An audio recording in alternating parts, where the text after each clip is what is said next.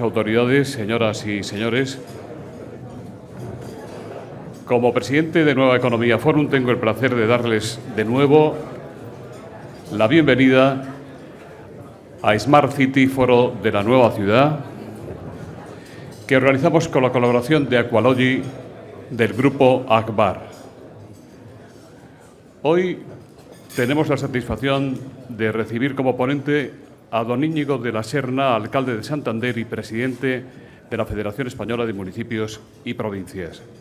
Le va a presentar, y estamos muy contentos por ello, don Alfonso Alonso, portavoz del Grupo Parlamentario Popular en el Congreso. La tribuna es suya, don Alfonso.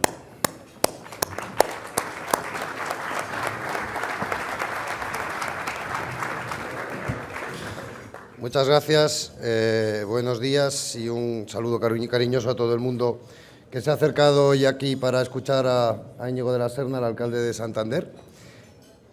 Mucha gente vinculada con Cantabria, vinculada con Santander y luego también pues muchos amigos a los que veo con frecuencia, diputados en el Congreso, a nuestra presidenta en el partido de Madrid, Esperanza Aguirre, el secretario de Estado, Víctor Calvo Sotelo. No voy a citar a muchas más personas porque, en fin, luego hay celos de aquellos que no son citados ni agradecidos, pero yo sobre todo quiero dar las gracias a Íñigo de la Serna, que me pidió que le pudiera hacer la presentación en Madrid, pudiendo haber elegido a alguien de mayor caché. Y él, sin duda, entonces lo hizo por la amistad que nos une desde hace ya bastantes años. Amistad, sintonía también con un proyecto político que compartimos y que hemos defendido desde los ayuntamientos. Él sigue haciéndolo ahora de una manera muy activa en defensa del municipalismo y en los distintos ámbitos políticos en los que nos viene tocando actuar.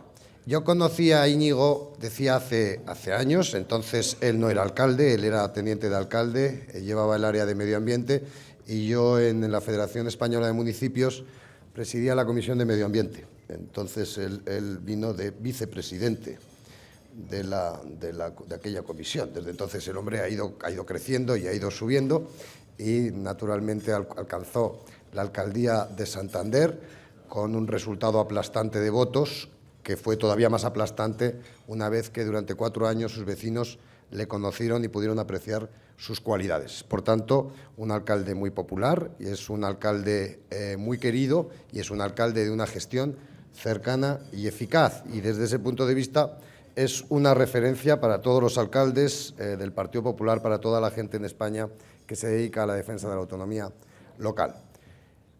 Íñigo nació en Bilbao demostrando que los de Santander nacen donde quieren. A él no le gusta mucho que diga, nació en Bilbao, ¿no? A partir de ahí, toda su trayectoria vital ha estado ligada absolutamente a la ciudad cuya corporación ahora preside. Y va a hablar esta mañana en un momento importante para el mundo local, en un momento en que en las Cortes, y ayer tuvimos una larguísima reunión donde nos explicó las enmiendas, las propuestas que la Federación de Municipios todavía quiere realizar al proyecto de ley, pero un momento en el que en las Cortes Generales hemos iniciado la tramitación de ese proyecto de reforma local. Un proyecto de reforma local que viene a dar respuesta a algunas demandas viejas, algunas cuestiones que preocupaban desde hace mucho tiempo a los alcaldes, singularmente una clarificación de cuáles son las competencias que corresponden a cada administración, una protección de las competencias propias que tienen que hacer los ayuntamientos y una protección a los ayuntamientos también por el sobrecoste que les supone la asunción de competencias que no les son propias, pero que alguien tiene que atender y que han venido atendiendo en materia de sanidad, de educación, de servicios sociales los ayuntamientos desde hace mucho tiempo. Creo que es una reforma desde ese punto de vista que considera de verdad que los ayuntamientos son Estado, que viene a reconocer, porque no puede ser de otra manera, que lo que de verdad vertebra a España son sus ciudades, que las ciudades son un antídoto estupendo contra esa tendencia centrífuga de dispersión, de disgregación que tantas veces vemos en España, y que fortalecer la autonomía local y la fuerza de las ciudades es siempre bueno para fortalecer España. Y por eso nosotros acudimos a la tramitación de esa reforma con ese ánimo. Es una reforma que ha sido muy dialogada por la tenacidad, casi pertinacia, del alcalde de Santander. Cuando hay otros que, a la menor dificultad en un proceso de diálogo se levantan de la mesa, pues el alcalde Íñigo sigue sentado allí negociando. Y eso ha hecho ver muchas cosas y poner en valor muchas cosas dentro de este proyecto y dentro de la visión del mundo local. La puesta en valor del papel que realizan los concejales y aquellos que están realizando una acción comunitaria en todos los municipios de España. La importancia del municipio. Quizás eso estaba en cuestión, no era una cosa que se comprendía poco al inicio de esta reforma de la administración local, y a lo largo del tiempo que ha durado la tramitación, la negociación, el diálogo con la Federación, el diálogo con Íñigo, la capacidad de empatía de Íñigo, la capacidad de Íñigo de dar la lata permanentemente con las enmiendas y con los cambios que él quería introducir en la ley, pues eso se ha abierto camino. Y yo creo que el proyecto que ahora tenemos, que ha mejorado mucho, es en muy buena medida fruto de ese trabajo, de esa labor que ha hecho Íñigo desde la Federación de Municipios y también en su propia condición de alcalde de Santander. Yo no me quiero extender mucho más. Tengo una gran admiración por la persona que nos va a hablar ahora, y lo conozco antes de que fuera tan conocido. Creo que tiene una proyección extraordinaria, además de que es joven y dicen que es guapo, pues es un hombre de una expresión pública brillante, es una persona de una extraordinaria inteligencia.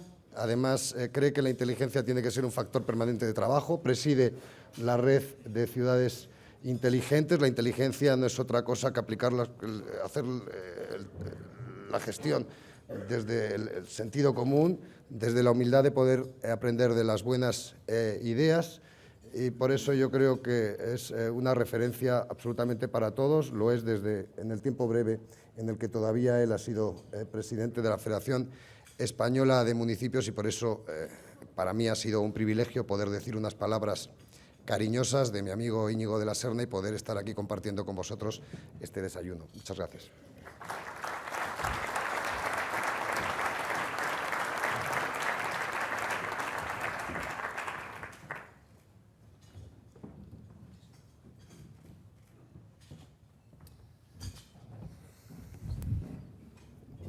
Bien, muy buenos días a todos. Voy a comenzar agradeciendo a Nueva Economía Forum la oportunidad que me da una vez más de estar aquí presente, el apoyo, por supuesto, también de Aquology y sobre todo a todos ustedes, ¿no? Muchísimas gracias por haber venido aquí para pasar un rato. Yo prometo ser breve, sobre todo para fomentar el debate y las preguntas que quieran tener, pero valoro mucho que hayan asistido a este desayuno y quiero tener una mención especial a toda la gente que se ha acercado desde Cantabria. Un saludo al secretario de Estado, por supuesto, también a mi amiga Esperanza Aguirre, a todos los representantes de cargos públicos, de empresas, a mis compañeros alcaldes de muchas ciudades que veo aquí presentes, concejales y, por supuesto, también a los de la Casa, Antonio Gómez y a Gemma Igual, así como a José Luis Gil, director de nuestro plan estratégico. A todos, muchísimas gracias. Y, si me permiten también, de manera muy singular, a Alfonso Alonso por haber hecho esa presentación. Es cierto que yo conocí a Alfonso Alonso la primera vez que yo pisé la Federación Española de Municipios, la sede de la Federación, fue para asistir a una reunión de la Comisión de Medio Ambiente que presidía por entonces Alfonso Alonso, y salí de aquella primera reunión pues diciendo que había estado con un gran tipo. Hoy es un gran amigo y pongan en contexto todo lo que ha dicho, porque es amigo. Muchas de las cosas que dice, desde luego, no son tales y lo dice desde la amistad y del cariño que compartimos desde hace muchísimos años, pero muchísimas gracias, Alfonso, por esas palabras. Bien, han tenido ocasión en este foro de escuchar mucho ya sobre las Smart Cities, así que yo me voy a referir no de manera exclusiva, no voy a centrar mi intervención sobre este tema. En primer lugar, porque me repetiría con algo que ya he estado diciendo en otras ocasiones, porque además seguramente ocuparía lugares comunes de otras personas que han intervenido también para hablar de las ciudades inteligentes y, en fin, porque les aburriría en exceso. Así que voy a hablar un poco, si les parece, de cómo veo yo en estos momentos la situación de las Smart Cities. Agradezco también ahora de una manera muy especial la llegada de nuestro secretario de Estado de Hacienda y Administraciones Públicas, que es nuestro interlocutor en el Gobierno central. Y decía que, aprovechando su presencia, vamos a hablar un poco también de la reforma de manera muy breve. Y, si se me permite, voy a hablar también por primera vez, yo creo, desde la Federación, de algo que no hemos abordado aún, pero que a la vista de cómo van sucediendo los acontecimientos es importante comenzar a hablar de ello, que es de la financiación, en este caso local. Bien, en cuanto a las reflexiones que yo quería hacer, un poco críticas de la situación en la que estamos en estos momentos en los asuntos de Smart Cities, yo creo que hay que partir precisamente del momento en el que nos encontramos, ¿no? Y yo creo que es un buen momento. Hemos superado una especie de etapa de euforia inicial en relación a este proceso. De alguna manera hemos salido de la adolescencia, estamos entrando ya un poco en la madurez, en el que había muchísima precipitación para sacar muchas cosas vinculadas a las TICs y a las Smart Cities. Y yo creo que es bueno parar un poco, pensar, tener tiempo para planificar y con ello evitar errores que podamos cometer de cara al futuro. De alguna forma es lo que hemos hecho en Santander, donde hemos aprobado, después de un largo trayecto de participación ciudadana y con un gran consenso, nuestro plan estratégico Santander 2020, que establece los cimientos de nuestro desarrollo socioeconómico precisamente en la cultura y en la innovación tecnológica, los dos grandes ejes sobre los que queremos crecer. Y a partir de ese plan estratégico aprobamos también, con no menos participación, nuestro plan director de innovación local, que establece cuáles son las medidas que vamos a ir acometiendo a lo largo de los próximos años. Si se me olvidaba, perdón, disculpas, una referencia a mis compañeros de la Federación. Estoy viendo al secretario general, Ángel Fernández, y hay otros compañeros, y ha sido un despiste no mencionarles en el inicio. Decía que de esta manera, desde la planificación, podemos hacer una priorización de cuáles son las actuaciones. ¿Qué retos creo yo que tenemos que abordar en los próximos meses? Primero, cerrar de una vez por todas un modelo de lo que son las ciudades inteligentes. Yo creo que esto es urgente y es necesario. Es imprescindible que cada uno no hagamos lo que nos venga bien, sino que establezcamos un sistema homogéneo para el conjunto del país de lo que tiene que ser una ciudad inteligente. Yo valoro mucho lo que ya está haciendo el Estado a través de la SETSI, dirigido por Víctor Calvo Sotelo, en torno al Comité de Normalización de las Ciudades Inteligentes en colaboración con AENOR. Esto es fundamental para que todos tengamos el mismo libro, para que sepamos cuáles son los indicadores de seguimiento de las acciones que llevamos y para que no despilfarremos recursos públicos y, sobre todo, no creamos cierta incertidumbre e inseguridad en el sector empresarial, que en estos momentos bueno, pues acude de un ayuntamiento a otro con visiones totalmente distintas de lo que tiene que ser la implantación de las TICs. Esta es una de las cuestiones fundamentales para acometer y cerrar cuanto antes en los próximos meses. En segundo lugar, yo diría que del trinomio TICs, ciudadanía y sostenibilidad, pues clarísimamente hay una desproporción absoluta a favor de las TICs. Es decir, está sucediendo algo que a mí me recuerda mucho a lo que fue la implantación de la fibra óptica en las ciudades. Es decir, hubo un proceso en el que había una preocupación por los grandes despliegues en los entornos urbanos, pero realmente el ciudadano todavía no entendía para qué servía eso, qué servicios se podían ofrecer y, por supuesto, nadie hacía un análisis de la sostenibilidad que podía tener el sistema, que ahora ya todos entendemos como muy útil, ¿no? Bueno, yo creo que algo de esto está pasando con las Smart Cities. Estamos dejando de un lado la parte de la ciudadanía y la parte de la sostenibilidad, y yo creo que esto es algo que tenemos que corregir, ¿no?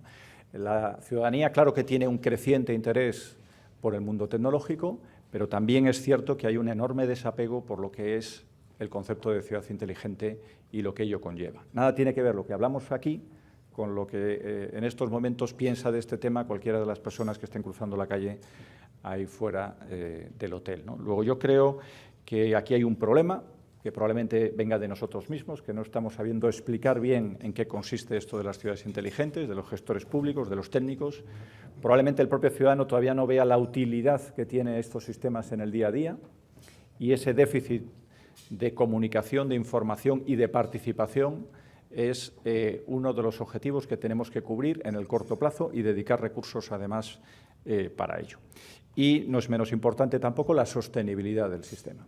Hemos arrancado todos a desarrollar aplicaciones móviles sin saber luego cómo se van a mantener y si van a servir y si realmente se sostienen sobre modelos de negocio viables. Y esto sí que es muy importante, porque tenemos que establecer claramente estudios rigurosos de la sostenibilidad técnica y económica de lo que estamos creando. Yo confío mucho en el mercado y aquí hay grupos empresariales ligados a la tecnología que claramente van a desarrollar servicios que sean rentables, porque si no, no lo harían, ¿no? Pero desde las administraciones públicas no nos tenemos que dejar tampoco llevar por la corriente, la urgencia y las prisas, que no son buenas nunca para nada, de tener que tener más aplicaciones que el de al lado, sin que hagamos un análisis de si realmente eso lo podemos sostener. Y esto creo que también es importante. En tercer lugar, un reto que ya conoce el Gobierno, que le hemos trasladado, es el de la imperiosa necesidad de introducir cambios normativos y legislativos que flexibilicen la participación del sector privado en la colaboración con el sector público. Esto es importantísimo. Yo estoy teniendo enormes problemas con un sistema, que es Smart Santander, que no se acerca a nada de lo que podemos entender como un servicio público al uso. Con las TICs están surgiendo nuevas formas de relación entre lo público y lo privado.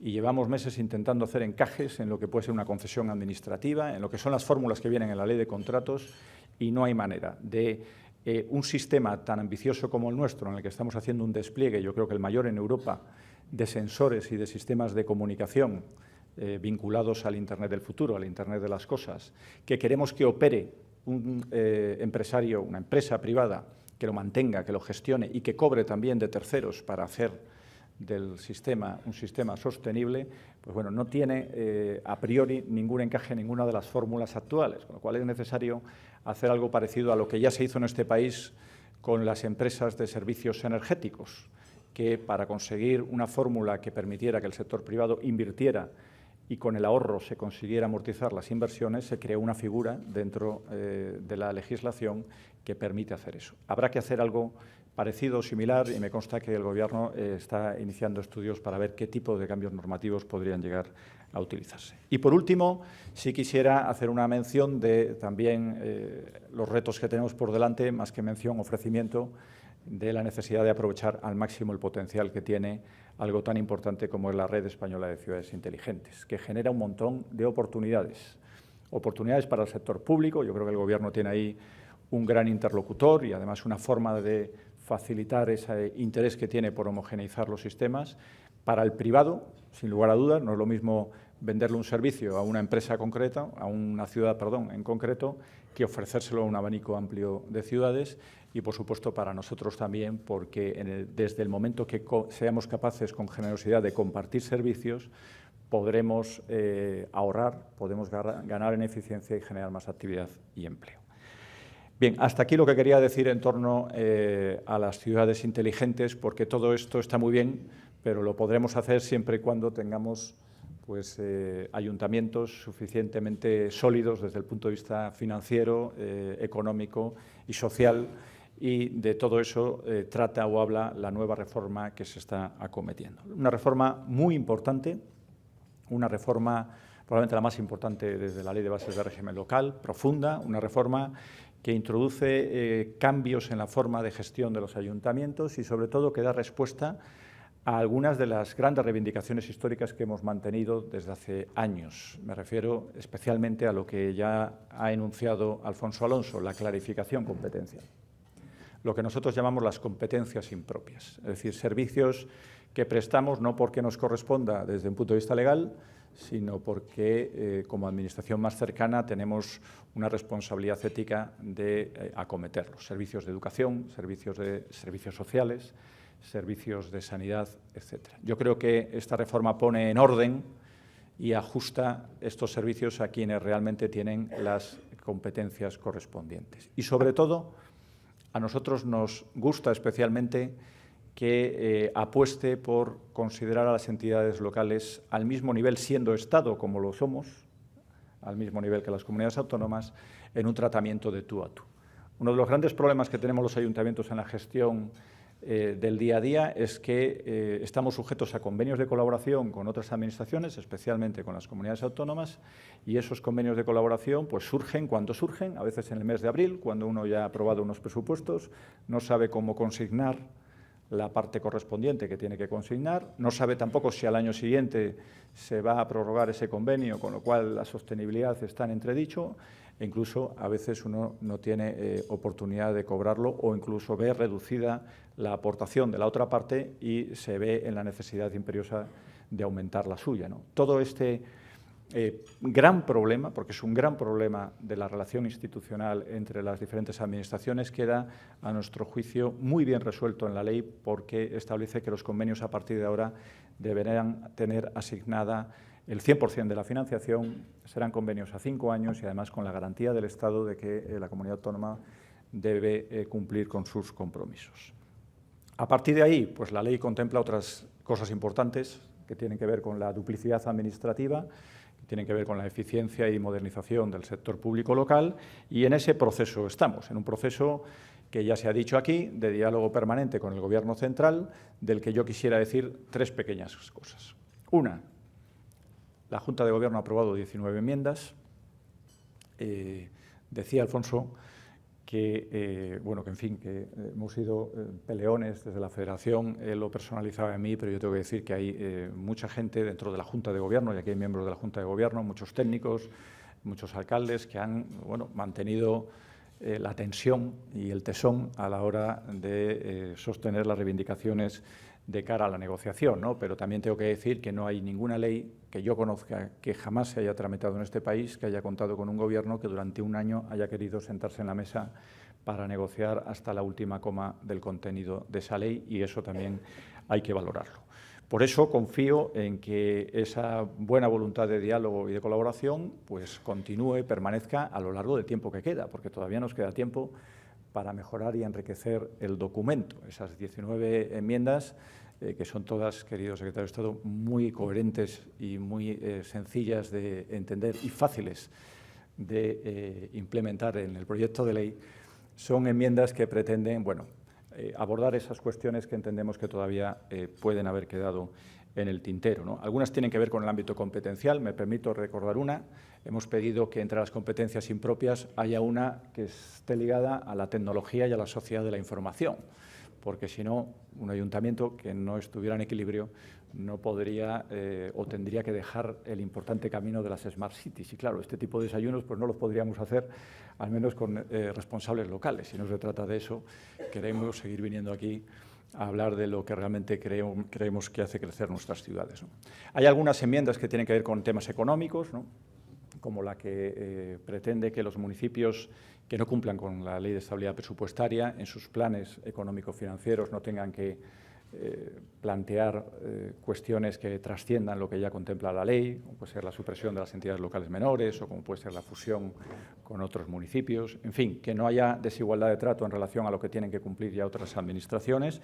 Y me permito recordar que en este país las entidades locales menores somos las que mejor estamos cumpliendo esos objetivos de estabilidad presupuestaria. No tenemos ahora los datos del segundo trimestre, pero los del primero ya daban un 0,22% del Producto Interior Bruto de superávit, con más de 5.000 y pico ayuntamientos en esa situación y con una deuda que estaba creciendo de manera muy inferior a la de otras administraciones y que, en cualquier caso, en su conjunto apenas si representa el 5% del total de la deuda pública de España. Luego, está claro que ni somos el problema ni tampoco somos los que menos estamos haciendo, sino que, al contrario, yo creo que estamos siendo muy exigentes y realizando un gran esfuerzo para cumplir esos objetivos.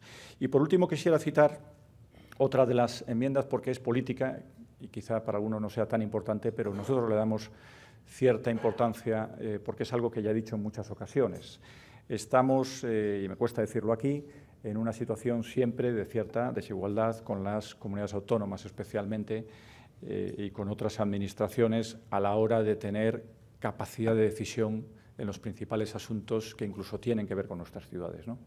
Queremos tener el peso político institucional que nos corresponde y por eso es importante que la Federación se institucionalice, puesto que hasta ahora somos una asociación que, es cierto, cada vez es más escuchada porque son muchas las veces que ya se nos ha citado en la Comisión Nacional de Administración Local, pero también es cierto que seguimos con un poder, y no se trata de tener más poder, de influencia bastante inferior al que tienen las comunidades autónomas, como algunos de los que aquí conocéis perfectamente.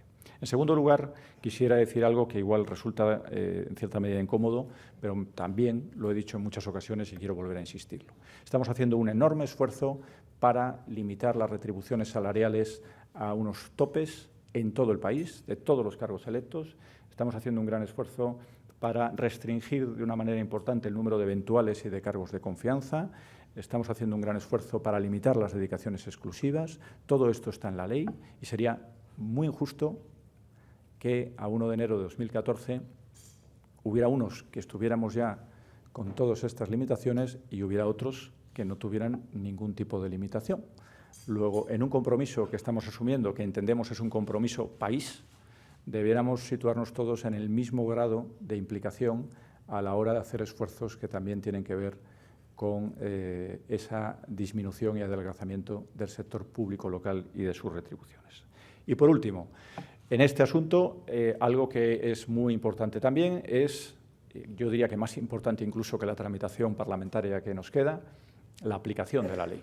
No va a ser una aplicación sencilla, porque es una reforma profunda y requiere de ese compromiso al que he hecho referencia.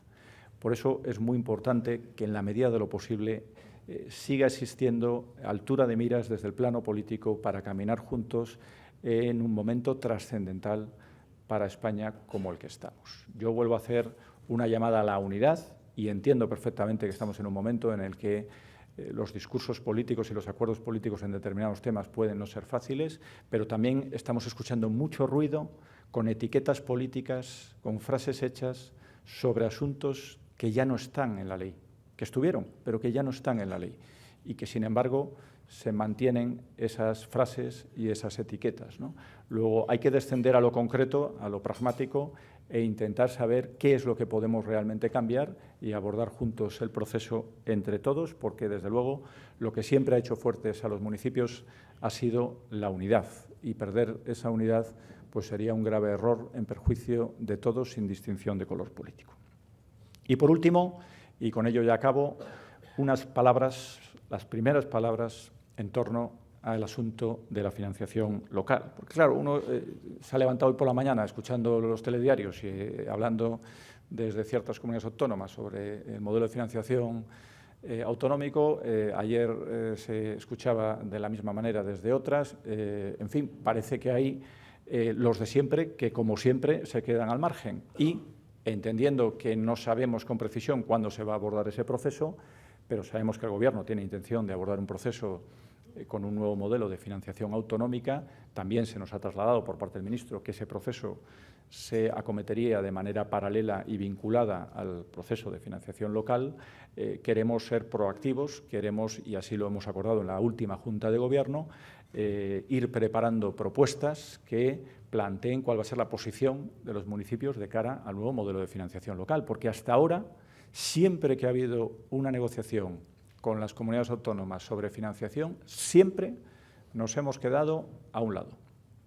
Ha habido muchas promesas, pero nunca jamás hemos participado de esa reforma y, bueno, en fin, yo creo que ya es hora de que se nos tenga en cuenta al mismo plano que a las comunidades autónomas. Simplemente voy a dar dos pinceladas de por dónde puede ir esa posición de la FEN y, para ello, suelto una serie de datos que creo que pueden clarificar bien lo que voy a abordar, pero no voy a explicar aquí la propuesta de la FEN porque, entre otras cosas, queda por plantear, ¿no? Pero para que nos hagamos una idea de la cesta de ingresos que tenemos en los municipios, bueno, aproximadamente el 24% es IBI, el 19% son ingresos que provienen de la Administración General del Estado y el resto ya son menores. Las tasas son las siguientes, pero esas son finalistas para cubrir la prestación de servicios, un 12%, y hay otra bolsa, impuesto de vehículos, etcétera, etcétera, menores. Bien, si sumamos todos los ingresos que provienen de la participación de los impuestos directos e indirectos de otras administraciones, IRPF, IVA, impuestos especiales, pues nos damos cuenta de que apenas llega al 2% la participación que recibimos por parte de estos impuestos. El IRPF apenas si representa el 1% del total de los ingresos locales. Si analizamos lo que recauda el Estado en materia de IRPF, por lo que finalmente va a parar a los ayuntamientos, no sé si es el 0,02% o una cifra similar, y en IVA pues un 2 y pico %. Es decir, una parte muy pequeña. ¿Qué ocurre en Europa? Bueno, en Europa el reparto que tenemos, el pastel de los ingresos que tenemos es muy similar en España al de la media de la Unión Europea. Aproximadamente el 31% tiene que ver con los impuestos, el 40 y poco con las subvenciones y el resto con otro tipo de ingresos no financieros. Esto se asemeja bastante a lo que es la media europea.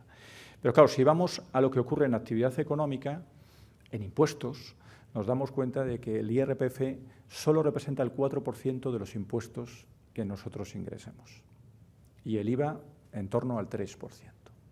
Y en Europa, quitando los países anglosajones, hay 3 modelos distintos. El de los países nórdicos, en el que las entidades reciben todo sus impuestos en concepto de IRPF, Suecia al 100%, Dinamarca al 91%, Finlandia al 88%, etcétera. Está el modelo federal, en donde la participación en los ingresos del IRPF es muy elevada, y tenemos los datos de Austria, un 49%, Bélgica un 32% o Alemania con un 41%. Pero es que Alemania además tiene un impuesto sobre actividades económicas que está en el entorno del 35%. Eso quiere decir que 3 de cada 4 euros que recauda un ayuntamiento alemán proviene directamente de lo que es la actividad económica que se genera, o bien en el Estado o bien directamente en su ciudad. Y por último están los ayuntamientos o los países latinos, que a veces pues vamos con otro tipo de esquema, ¿no? En el plano de los impuestos aquí hay más diversidad, el pastel está mucho más repartido, pero lo cierto es que hay algunas ciudades, o algunos países mejor dicho, que para las entidades locales, además de lo que son los ingresos del IBI, pues tienen ingresos, como es el caso de Francia, que también responden en porcentajes muy elevados a la actividad económica. Y doy un último dato que siempre escuché del Ayuntamiento de Madrid, y estoy mirando a los representantes del Ayuntamiento de Madrid, que sé que andan por aquí, para trasladar que cuando analizamos lo que se recauda en Madrid, de cada 100 euros que cobra o que paga, mejor dicho, un ciudadano, apenas 6 van directamente a lo que son las arcas públicas del ayuntamiento, de manera directa. ¿Qué quiero decir con todo esto? Que evidentemente hay un grave desequilibrio y una enorme desproporción entre lo que es la actividad económica y los ingresos que se generan como consecuencia de la actividad económica y el retorno directo de esos ingresos a los ayuntamientos.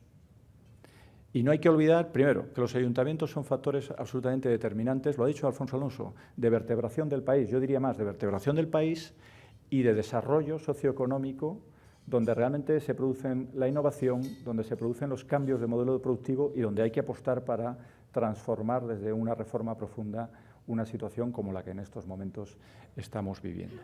Y estamos además haciendo un gran esfuerzo con muchos recursos económicos en generar actividad en nuestras ciudades. Gastamos mucho en cultura, en ocio, en turismo, en todo aquello que finalmente tiene como consecuencia el crecimiento o la creación de una nueva actividad económica. Luego, lo que vayamos a hacer en materia de financiación local, en mi opinión, tiene que tener en cuenta claramente ese desequilibrio que existe y tiene que considerarse a la hora de establecer los criterios de financiación local. Y acabo ya con algunos apuntes que simplemente dejo encima de la mesa sobre tipo de ajustes estructurales que a nuestro juicio pudiera tener una reforma de estas características. Cito quizá los más relevantes, pues precisamente que en la participación de los ingresos en el Estado se tenga en consideración lo que acabo de decir, es decir, que haya una suficiente y adecuada participación teniendo en cuenta el esfuerzo que se hace en las ciudades. Y que lo mismo, y esto es muy importante, suceda con las comunidades autónomas, porque ahí yo creo que en muchos casos, la mayoría de los casos, en donde no existe ningún tipo de pica llamamos a la participación de los ingresos de las comunidades autónomas, es decir, lo que recibe la comunidad autónoma como consecuencia de esa actividad económica no tiene ningún tipo de retorno hacia las ciudades. Y siempre hemos reivindicado desde la Federación que tiene que haber una participación consensuada, negociada, en cierta medida y, por supuesto, incondicionada. También nos gustaría hablar en ese momento sobre la participación en la profundización, mejor dicho, en la tributación basada en redefinir la capacidad que tenemos en nuestras tasas y en nuestros precios públicos para cubrir determinados servicios que son susceptibles de ser financiados por estas vías, ¿no? Por ejemplo, tenemos, y ustedes lo saben porque son del sector, un problema con la tasa de operadores móviles que nos ha tumbado la Comisión Europea.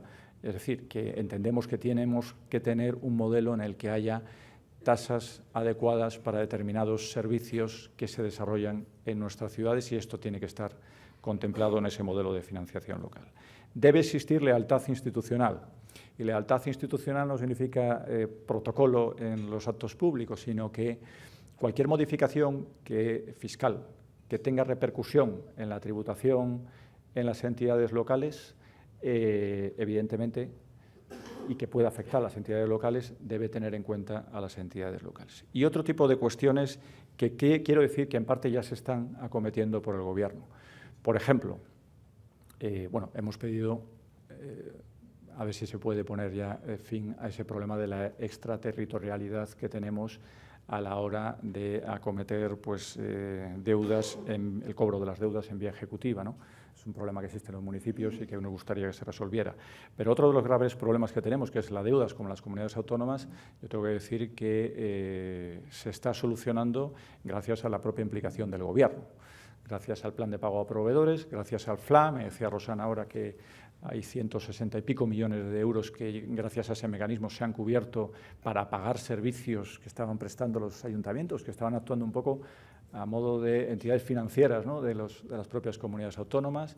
Y, bueno, la propia ley pondrá fin a este problema. Todas estas cuestiones, supongo que en un debate sosegado, negociado, de lo que tiene que ser el nuevo modelo de financiación, se vayan a poner encima de la mesa, porque, en fin, es lo que siempre hemos dicho. Tampoco he inventado nada que no se haya dicho ya desde la Federación por personas que me precedieron antes. Pero es bueno que se empiece a oír la voz de los municipios en un momento en que se escucha tanto la de las otras administraciones públicas. Y acabo con una referencia a nuestra ciudad, porque me costaría mucho sentarme sin decir que están todos invitados a una extraordinaria ciudad que es la ciudad de Santander, que tiene también muchas dificultades, como tenemos todas, pero que tiene también muchas luces importantes que, bueno, alumbran un futuro bastante ilusionante, ¿no?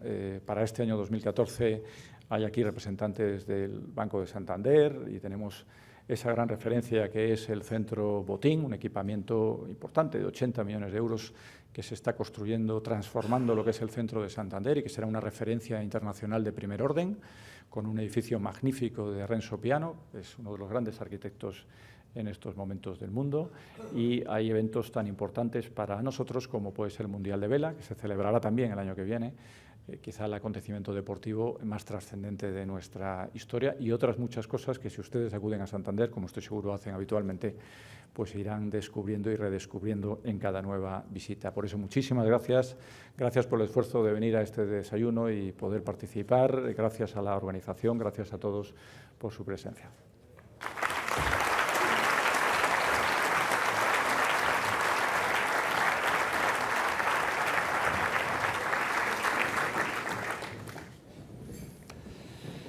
Muy bien, muchas gracias, don Alfonso, muchas gracias, don Íñigo. Empezamos con las preguntas.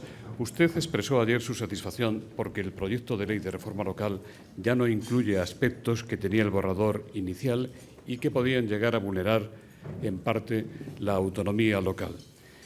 La reunión que también ayer mantuvo con el jefe de la bancada popular en el Congreso, don Alfonso, que está con nosotros afortunadamente, le preguntan si le permite confiar en que el Partido Popular asumirá todas las 19 enmiendas aprobadas por la FEN con el rechazo de los socialistas. ¿Por qué las materias de esas 19 enmiendas no fueron tenidas en cuenta en la redacción del proyecto aprobado por el Gobierno en julio? Bueno, en primer lugar yo tengo que aclarar que ayer estuvimos reunidos con el Grupo Popular y con el Grupo Socialista, primero, y nuestra intención es reunirnos con todos los grupos en el Congreso y en el Senado. Y la razón es muy sencilla. Nosotros aquí representamos a todos los partidos políticos, yo represento a todos los partidos políticos, ¿no? Agradecimos, eso sí, pues la celeridad con que nos atendieron. Tengo que decir que el Grupo Socialista ya nos trasladó que la intención era hacer una enmienda a la totalidad, por lo tanto, no saben todavía o no se nos pudo informar acerca de si se plantearán enmiendas parciales y que sí será el caso del Grupo Popular. Yo no puedo dar respuesta a la pregunta de cuántas se aceptarán o no, porque creo que eso corresponde a otros, ¿no? Pero sí tengo que decir que la reunión, como dijo Alfonso, fue larga, porque tratamos de explicar todas y cada una de las razones que nos llevan a esas enmiendas. Yo no sé cuántas se van a poder incorporar, pero lo que tratamos es de que se incorporen el mayor número posible. Pero vuelvo a insistir, el proceso que se ha abierto de diálogo ha sido completamente extraordinario. Y esto que estamos haciendo no se aleja de lo que hacemos para cualquier otra ley. Lo hemos hecho en la Ley de Telecomunicaciones y lo hacemos en otras leyes. Aquí quizá está teniendo más trascendencia porque, digamos, el impacto sobre las entidades locales es evidentemente mayor, ¿no? Pero estamos haciendo exactamente lo mismo que hacemos, planteamiento de enmiendas, en cualquier otro proceso, así que actuaremos de la misma forma que hemos hecho a lo largo de la historia de la Federación. Los socialistas no participaron en la reunión de la Federación en que se aprobaron las 19 enmiendas a las que usted se ha referido, y algunos alcaldes socialistas, como el de Vigo, consideran que la reforma es el mayor disparate para los municipios en el siglo XXI. ¿No hay manera, le preguntan, de contentar a los socialistas en algo? ¿Por qué cree que el PSOE ha radicalizado su postura, alejándose del PP, que, sin embargo, podrá aprobar la ley por mayoría? ¿Cómo valora las declaraciones del secretario de Política Municipal del PSOE, don Gaspar Zarría, según el cual los alcaldes del PP en la FEM se han convertido en el quitavergüenzas del Gobierno y en los enteradores de los ayuntamientos? Bueno, me es muy difícil entrar en un debate razonado sobre este tipo de declaraciones, porque no sé realmente sobre qué temas se sostienen. Si estuviéramos hablando de que en estos momentos en la ley figura la intervención de municipios de menos de 5.000 habitantes y se argumentara que hay una vulneración de la autonomía local y que, por lo tanto, es un desastre para los municipios, entendería de qué se está hablando.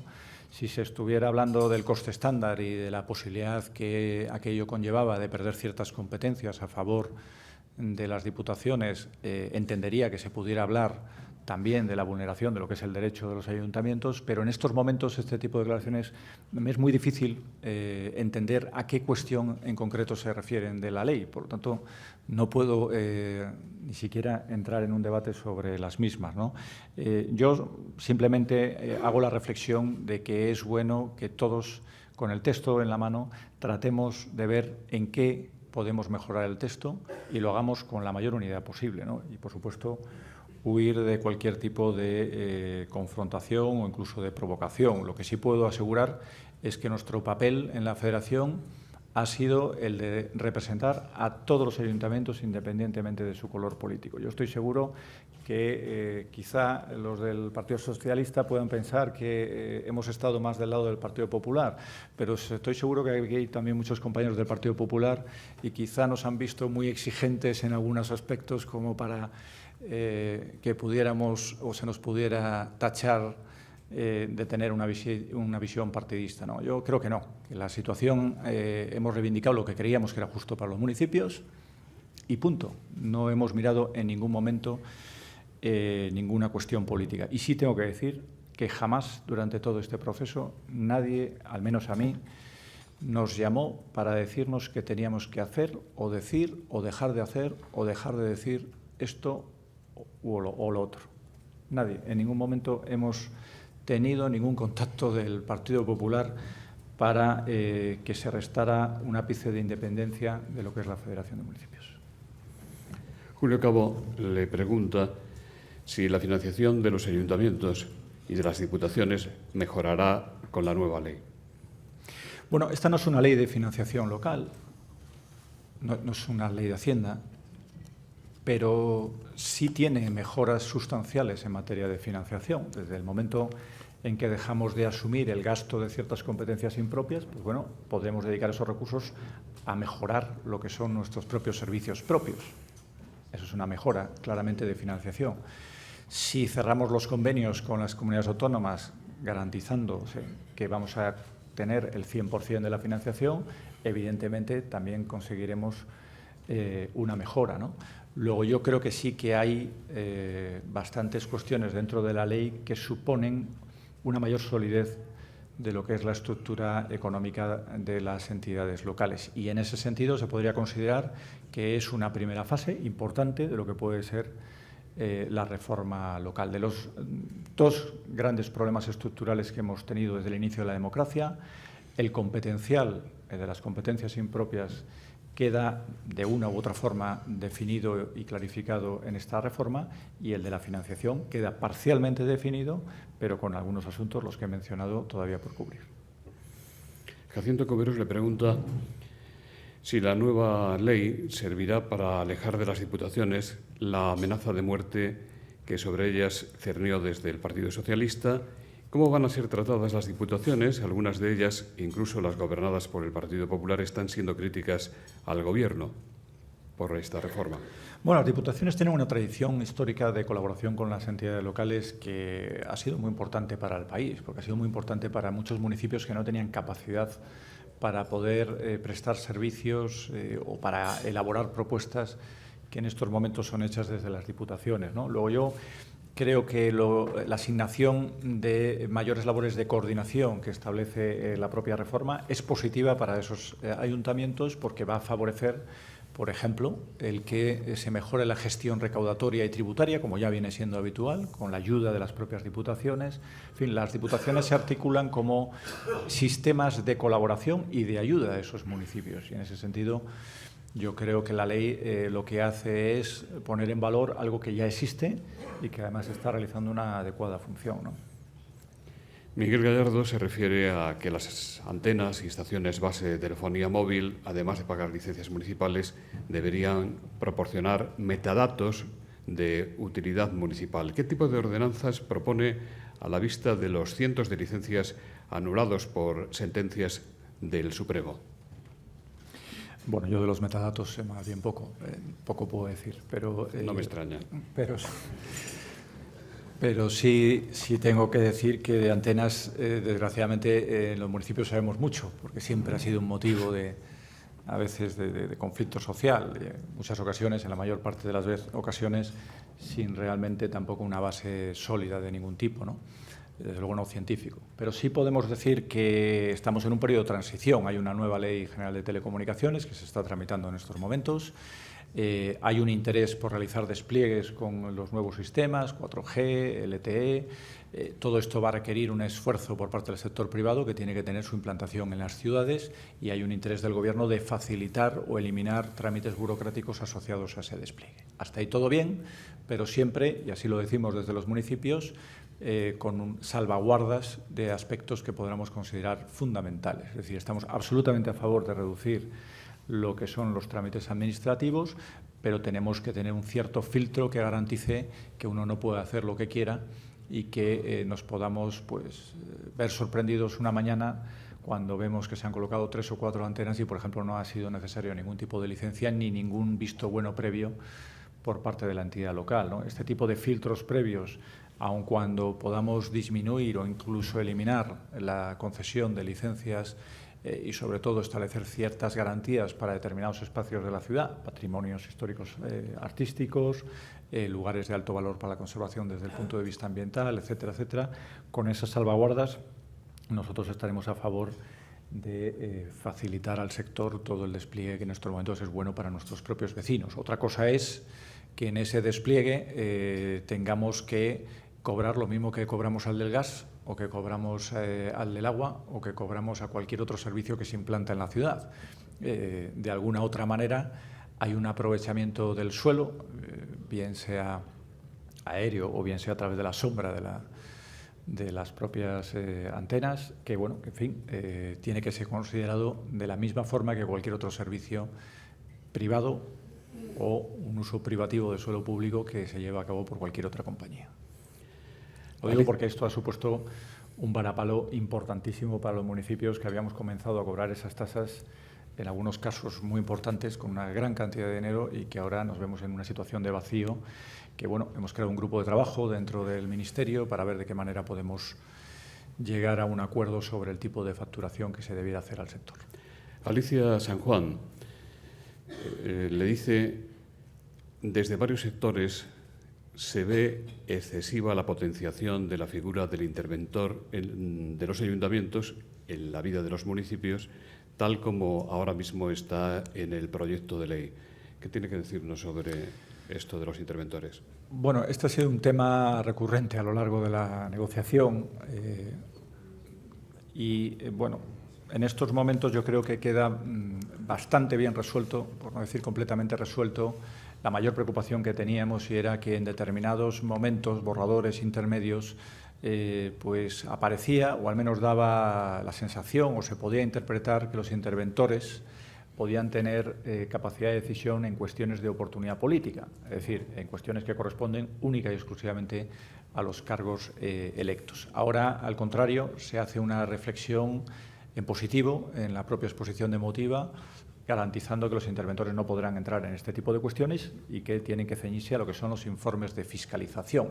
Es cierto que hemos introducido una pequeña enmienda, pero nada más que de matiz, puesto que en algún caso se habla de un informe de eficacia de la gestión de servicios públicos y, en fin, es una palabra tan ambigua, la de la eficacia, que es garantizando, o eficiencia, mejor dicho, garantizando que es así, que la ley deja bien claro que no pueden entrar en este tipo de cuestiones. Hombre, si se elimina esa palabra, pues nos quedamos todos más tranquilos, ¿no? A partir de ahí, el hecho de que sean nombrados por uno u otro, bueno, en fin, también hay alguna enmienda en ese sentido, pero yo creo que el papel del interventor tiene que ser un papel importante. Nosotros no nos oponemos a eso. Tiene que establecer un gran control y fiscalización del gasto de lo que hacemos. Yo creo que eso deja tranquilos siempre al alcalde y a los concejales a la hora de tomar decisiones, pero tiene que saber también cuál es el alcance de los informes que tiene que hacer, y se tiene que ceñir exclusivamente a saber si corresponde ese gasto y si los gastos que se producen pues se ajustan a la ley. Y a partir de ahí, si ese gasto se hace en una acera o se hace en un centro cívico o se mejora la playa, es una cuestión que le corresponde única y exclusivamente al responsable político. Javier Puente, diputado del Partido Popular en Cantabria, dice que Santander ya es un referente a nivel mundial en lo que a Smart City se refiere, y si podría o puede ser España líder en Smart Cities. Miguel Moreno, de Dirigentes, dice, ha hablado usted de que un modelo homogéneo urgente de Smart City debe implantarse. ¿Cómo debería ser este modelo y en qué pilares debería basarse?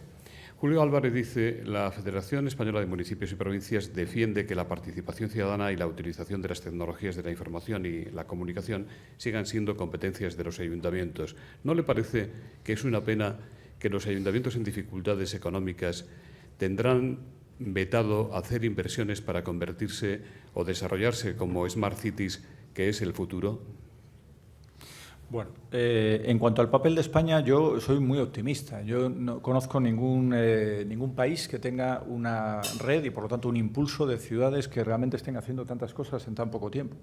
España, yo creo que está liderando, desde el punto de vista institucional, un proceso muy importante. Ayer recibíamos en Quito un premio, el Ayuntamiento de Santander, a la mejor iniciativa de gobierno local por proyectos ligados al Open Data y todo esto. Y mantuvimos una reunión con muchas ciudades de América Latina. La próxima semana en Rabat tendremos reuniones también, yo las voy a tener con el alcalde de Quito, Medellín y otras ciudades, para ayudarles también en un proceso que están abordando de crear una red de características similares a la que tenemos en España. Y la semana que viene también, el viernes, desde Portugal, vienen cerca de 10 ciudades a interesarse por el modelo que se está implantando en España. Es decir, desde ese punto de vista yo creo que estamos en una muy buena posición. Desde el punto de vista empresarial, yo creo que tenemos un sector muy fuerte, con gran internacionalización, con grandes posibilidades de desarrollo, que en algunos casos está experimentando, a pesar de la situación económica, crecimiento y generación de empleo, y esto nos hace ser optimistas. El cambio de modelo productivo de España yo creo que va por ahí seguro. En cuanto a los pilares del modelo, bueno, aquí hay varias iniciativas. La propia Comisión Europea ha abordado un proceso similar. La Comisión Europea financiaba muchos proyectos que se quedaban en el laboratorio, que al final no se llevaban a cabo y que no eran replicables de unas ciudades a otras, ¿no? Ahora han creado una plataforma única para lo que es el Internet de las Cosas, que se llama FiWare. Tendremos en Santander una jornada ahora en el mes de octubre, con presencia de empresas locales y nacionales, la propia Comisión Europea. Es una plataforma que garantiza a la Comisión Europea que cualquier cosa que se vaya a hacer en materia de ciudad inteligente se haga sobre el mismo sistema, con el mismo formato de datos flexibles, etcétera, etcétera. Es decir, que lo que se vaya a hacer en estos momentos en Ámsterdam pueda ser de utilidad luego en Londres o en cualquier otro espacio. Ese es un modelo que ya está trabajándose.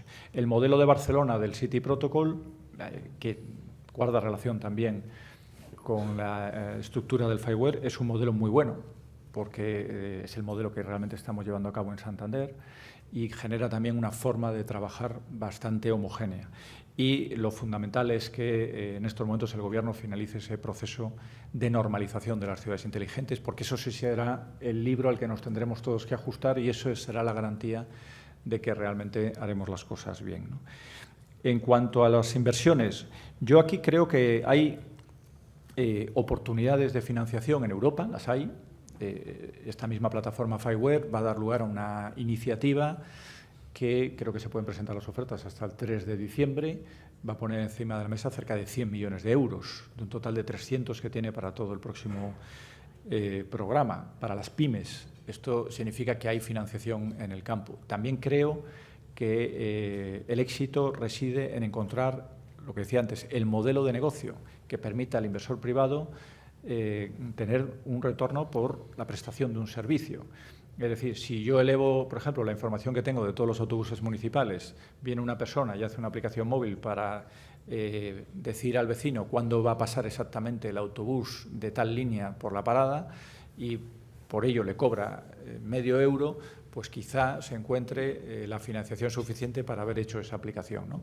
Pues algo, evidentemente, con mayor envergadura y mayor magnitud, debe plantearse siempre, y es a lo que me refería, desde un estudio riguroso de lo que estamos creando para gestionar luego sosteniblemente este asunto, ¿no? Y luego hay campos, como por ejemplo el de la energía, donde claramente puede entrar el sector privado.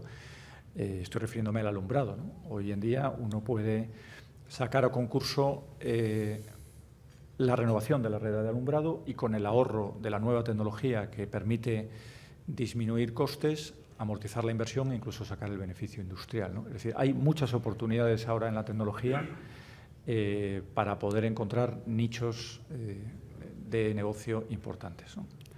José Luis Santos le pregunta por qué tanto empeño en defender que las entidades menores sigan existiendo y dónde han quedado los propósitos de favorecer la fusión de municipios. José Antonio Ondivella, de Microsoft, dice: ¿cómo se puede implementar un modelo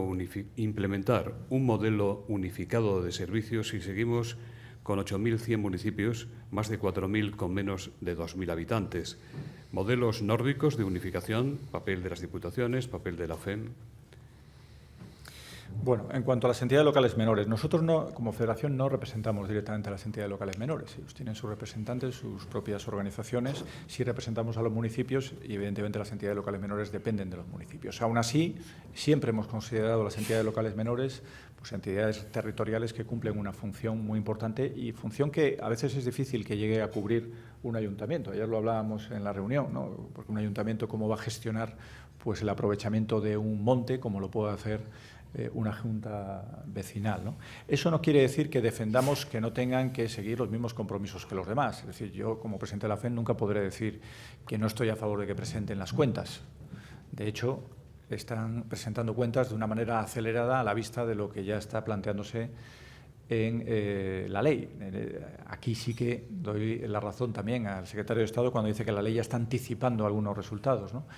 Pero también hemos planteado algunas enmiendas en relación a las entidades locales menores con algunas cuestiones que sí nos gustaría que se resolvieran. Por ejemplo, si un municipio incumple la ley de estabilidad presupuestaria, en principio el texto dice que la entidad local menor queda disuelta, pero si la entidad local menor es una entidad solvente, de nada sirve que se disuelva o en nada mejora la situación del propio municipio, con lo cual parece que esta cuestión no debiera figurar.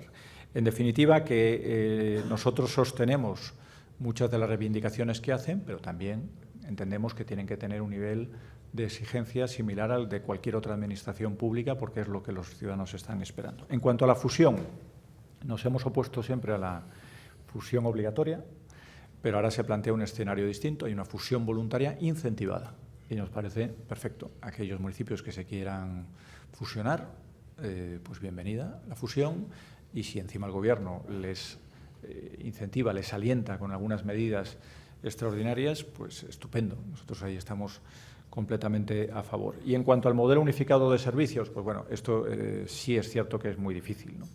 Pero tampoco pasa nada porque exista diversidad en España, ¿no?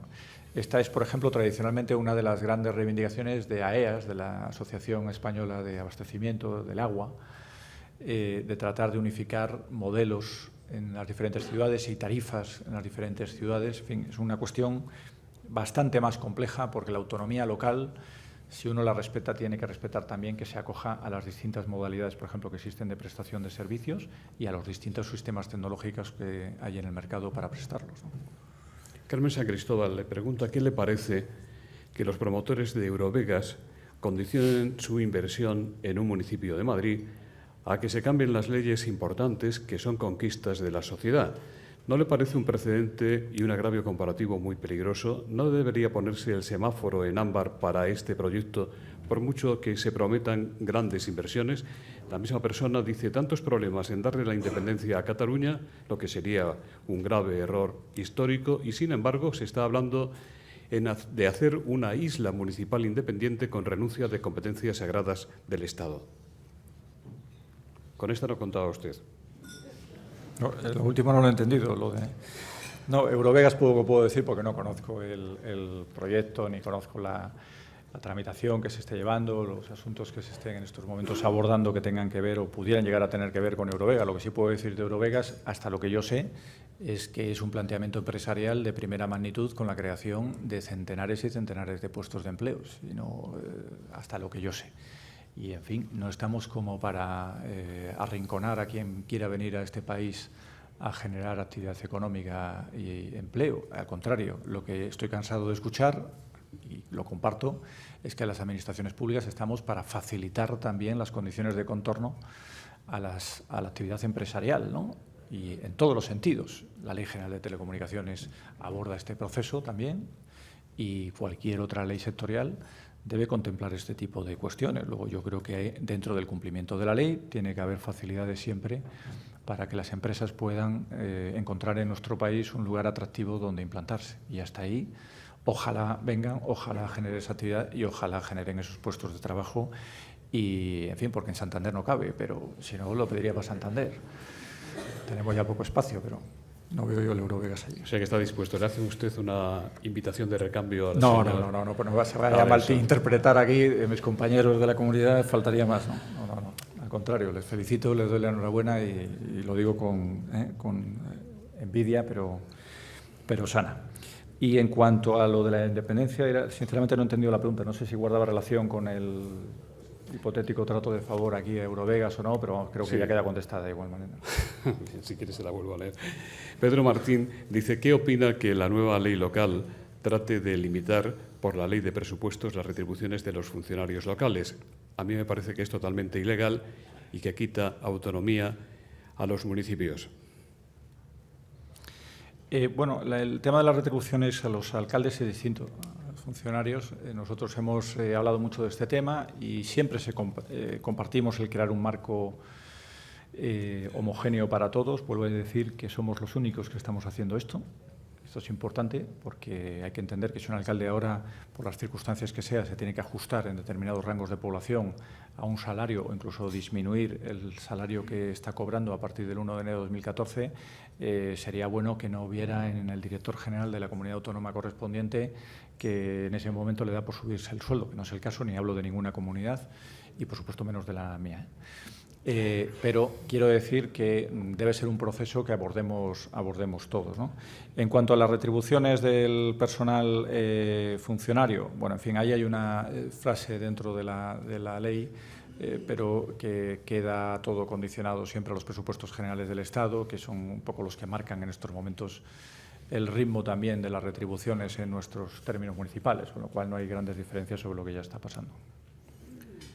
Adolfo Favieres dice, es creciente el número de municipios catalanes que han adoptado actitudes y medidas aparentemente inconstitucionales o secesionistas. ¿Qué opinión le merece al presidente de la FEM estos hechos y qué medidas ha adoptado la Federación frente a esas posiciones de no pocos de sus federados?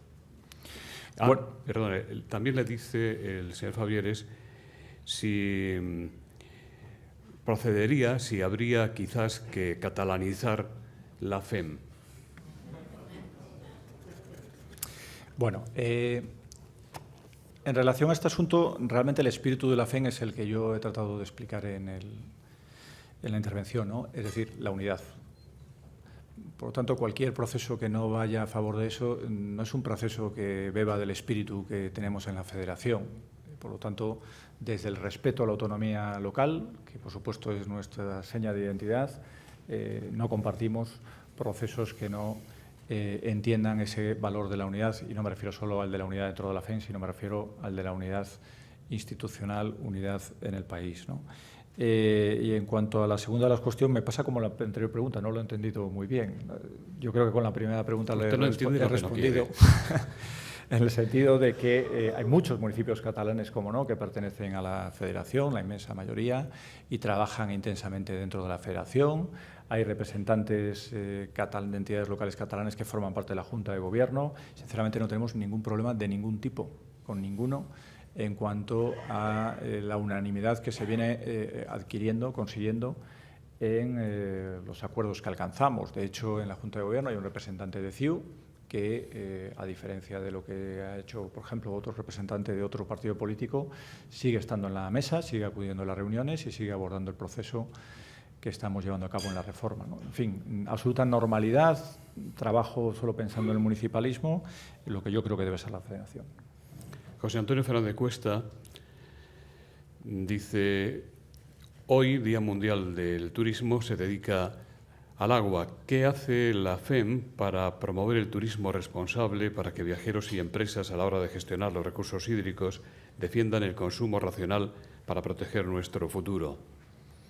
Bueno, pues tenemos bastantes acuerdos tenemos acuerdos con AEAS, por ejemplo, para elaborar estudios en torno a asuntos como este. Tenemos y trabajamos en la elaboración de ordenanzas tipo para que luego los municipios puedan adaptarlas directamente o incluso prácticamente copiarlas y de esa manera consigan un uso sostenible del agua. Tenemos acuerdos también con el sector empresarial y trabajamos intensamente en este campo, ¿no? Y luego cada municipio pues desarrolla sus propios proyectos. Nosotros, en el caso de Santander, tenemos con Aqualia un interesantísimo convenio de colaboración precisamente en un proyecto piloto de Smart Water, que es coger un barrio de unos 15.000 habitantes de la ciudad y hacer una gestión integral, inteligente, de todos y cada uno de los parámetros que puede tener el agua, ¿no? Para que uno incluso vea en su móvil los posibles consumos, las pérdidas de agua, las fugas que se producen, etcétera, etcétera, ¿no? Esa gestión muy automatizada, con una utilización intensiva de la tecnología que estamos desarrollando ahí, que por supuesto queremos hacer luego extensiva al conjunto del municipio, lo estamos haciendo con una empresa del sector, ¿no? En fin, la FEM hace muchas cosas y trata de firmar acuerdos de colaboración con muchas organizaciones. Con Aqualogy tenemos uno, por ejemplo. Así que cualquier otra empresa que se anime a firmar convenios con la Federación, por supuesto que vea cualquier posibilidad, cualquier vía en la que pueda llegar a algún tipo de acuerdo que sea beneficioso para esa empresa, nos tiene a su disposición para tratar de echar una mano y como interlocutor yo creo que muy bueno con el conjunto de los municipios, ¿no? Modesto Piñeiro, presidente de la Cámara de Comercio de Cantabria, le pregunta qué papel cree que juegan o que deberían jugar los ayuntamientos en la creación de empleo, sobre todo de empleo joven. Bueno, pues el papel es fundamental. El empleo no es una competencia municipal, no es una competencia autonómica. Eso no quiere decir que no llevemos a cabo numerosas políticas de empleo, ¿no? Que yo creo que es imprescindible que las sigamos llevando a cabo. Por eso la ley también establece que si un municipio es solvente, si cumple con la estabilidad presupuestaria, si está en equilibrio, puede seguir acometiendo servicios siempre y cuando no estén duplicados, evidentemente, y el caso del empleo es un caso paradigmático porque es el sitio en el que hay que seguir trabajando a todos los niveles, desde todas las administraciones, porque es el principal problema en estos momentos del país y es el problema que entre todos tenemos que tratar de arreglarlo. Hay muchas maneras de crear empleo, desde iniciativas singulares de empleo, desde el trabajo que se ha hecho con lo que antes se conocía como INEM, corporaciones locales, para la formación de chavales, hasta iniciativas europeas. Nosotros el otro día hemos mandado a 25 chavales a 5 países distintos que están 2 semanas aprendiendo el idioma, 4 en una empresa y regresan con una formación y una experiencia muy válida, con un proyecto europeo que se llama Trenti, vinculado al Leonardo. En fin, estas pequeñas cosas también hacen que las oportunidades de empleo, siendo la situación la que es, pues sea mayor, ¿no?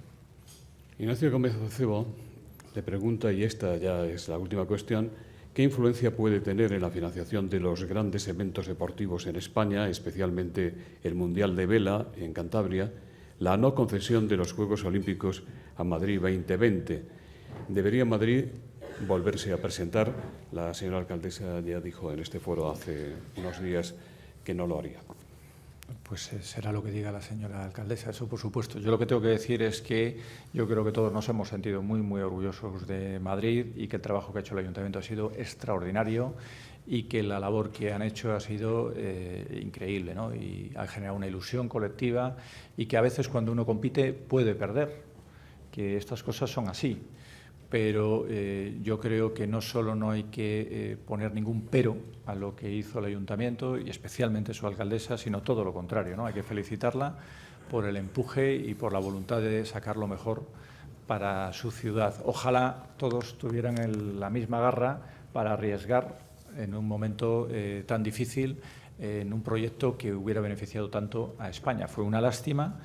Pero, desde luego, lo que yo opino es que, independientemente de lo que quiera Madrid, lo que hizo estuvo extraordinariamente bien y que hay que felicitar a la alcaldesa y, desde luego, trasladarla desde nuestra ciudad todo el apoyo que necesite para cualquier otra iniciativa en la que quiera participar, ¿no? Creo que hizo lo que tenía que hacer y, además, lo hizo muy bien.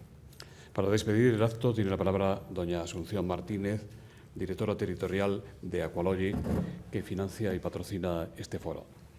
Muchísimas gracias. Muy buenos días a todos. Soy Rodríguez, presidente de Nueva Economía Forum, don Alfonso Alonso, portavoz del Grupo Parlamentario en el Congreso de los Diputados Popular, y muy especialmente don Íñigo de la Serna, a quien yo personalmente he tenido el placer de escucharle en muchos congresos Smart City como referente mundial, como se decía, de estas iniciativas. Pero Santander es un gran referente, es una gran ciudad. Comparto absolutamente con él el que la comunicación es básica en estos casos. No hay Smart City sin Smart Citizens, con lo cual tenemos que estos foros yo creo que son muy buenos pues, para compartir esta información. Desde la Fundación Aqualogy quería agradecer a todos ustedes la presencia en este desayuno coloquio.